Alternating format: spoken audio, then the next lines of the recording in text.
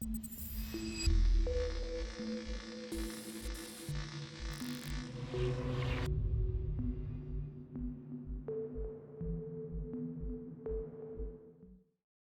today's video, we're going to go over 10 garbage bosses from Dark Souls. Each boss has a reason for making this list. Some to do with difficulty, some with overall mechanics, others with both. This list does not contain DLC bosses and isn't necessarily the top 10 worst bosses, although some probably are. Just 10 terrible ones that we felt were awful during our playthroughs of the Souls franchise. We also know there are a ton from Dark Souls 2, but we didn't want this list to be just a bad Dark Souls 2 boss list, so we tried to mix it up. Before we roast these terrible bosses, please like, share, and subscribe for more content. Without further ado, let's get into it. Number 10. The Curse-Rotted Greatwood, Dark Souls 3. Once a spirit tree that contained the curses of a nearby settlement, the tree slowly transformed into the branch-swinging, sack-infested foe you take on in Dark Souls 3. Although this fight is technically optional, many people face this boss on their first playthrough. Its mechanics are pretty annoying, and slashing a sack of, well, sacks in its crotch area is a little off-putting. Is this the worst boss in the Souls series? No, but that didn't keep it from coming up while we discuss this list of terrible baddies. Number 9. Moonlight Butterfly, Dark Souls. The Moonlight Butterfly is a mystical creature that is guarding the key to the Havel Rock cell. It is placed there by Seath. Unlike similar creatures you come across later in the game, this one attacks you as you get close to its area. Although we are told some have trouble with this boss, it came across as very boring. The design, music, and atmosphere are all cool, but the mechanics were very linear. You basically just need to roll and shield a few times, then the thing comes down and you say, "Hey, look, bonk me on the nose please." Number 8. Demon of Song, Dark Souls 2. The Demon of Song is a demon locked in the Shrine of Amana. It was put there after getting the hunger for human flesh. The priestesses whom guarded the shrine and contained the demon with sacred rituals slowly died off, eventually freeing the froggy demon. This fight is very unimpressive. For being a mid to late game boss, it had no depth to the fight. It was just simply hit, roll, repeat, or stand away and use magic. Number 7. High Lord Wolnir, Dark Souls 3. High Lord Wolnir is a fight that reminds me of the final fight in the first Guyver movie. It's basically two arms swinging at you from a giant skeletal version of Wolnir.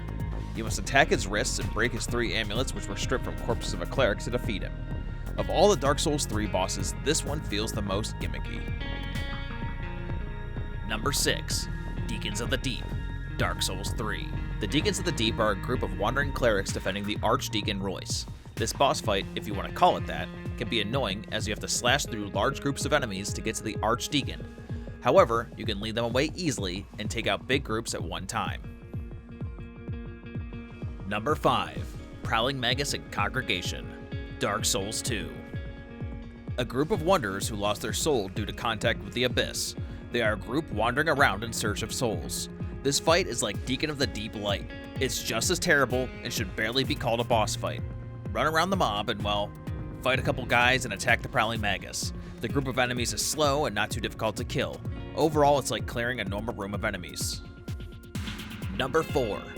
Ceaseless Discharge, Dark Souls. The Ceaseless Discharge is the youngest child and only son of the witch Isolith.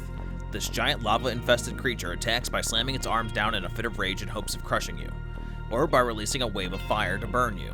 This boss overall is boring and repetitive. It can also easily be cheesed by leading it to the entry gate and knocking it down. Another gimmicky boss added to the list. Number 3. Covetous Demon, Dark Souls 2.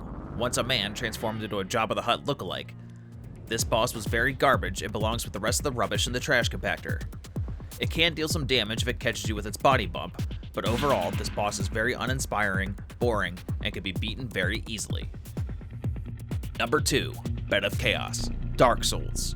With the nickname Mother of Demons, you would think this boss would be, well, mother of all bosses. However, it is not. With a gimmicky mechanic that can easily be figured out within seconds and not much of a fight and more of a tree removal simulator, this boss is just plain boring. If it wasn't for the floor randomly cracking beneath you, the ability to fall to your death, we would say this is the most garbage boss ever. Although because of this, it does take a couple tries possibly to defeat this boss. Alright, time for the number 1 garbage Souls boss. But first, here's an honorable mention. Royal Rat Authority. Dark Souls 2. The Royal Rat Authority is a massive dog rat and servant of the noble Rat King. It resides in the doors of Ferris outside the Rat King's chamber. This fight is pretty garbage, but again, we did want a list of only Dark Souls 2 bosses. Number 1. Pinwheel. Dark Souls. Probably the most infamous Dark Souls boss, Pinwheel is the most garbage of any of the bosses we've fought. I don't know any player who didn't defeat this boss the first try, although I'm sure some haven't. This boss is some type of combined being with what appears to be 3 bodies fused together. The fight literally can last seconds on your first go. There are copies of him which some say make him dangerous, although in every case I've seen he's dead before any actual threat is detected. Please like, share, and subscribe for more upcoming content. Please tell us if you agree with these garbage bosses in the comments below. We know there are more out there, so tell us which ones you thought were terrible when you played your Dark Souls playthrough. Thanks, and we'll see you next time.